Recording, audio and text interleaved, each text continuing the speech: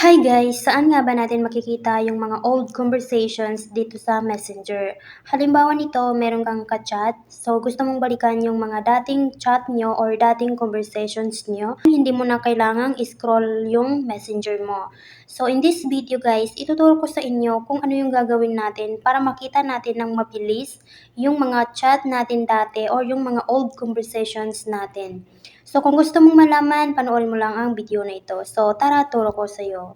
Dito guys, ang una nyong gagawin, punta lang kayo sa Messenger app nyo. So i-click nyo lang yan.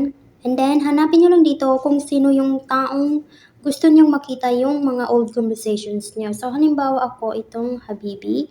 So dito guys, halimbawa ito na yung taong gusto mong makita yung mga dating chat nyo or dating conversations nyo. So i-click nyo lang itong nasa taas.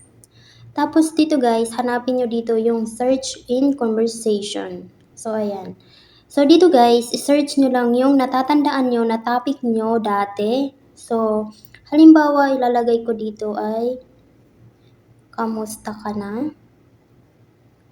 And then i-click nyo lang ang search. So, ayan guys, makikita nyo dito yung conversations nyo na merong nakalagay na kamusta ka na. So, ayan. So, pwede nyo yung i-open and then makikita nyo na doon yung conversations na gusto nyong makita. So, yun lang guys. Napakadali lang nito. So, sana meron kayong natutunan sa video na ito.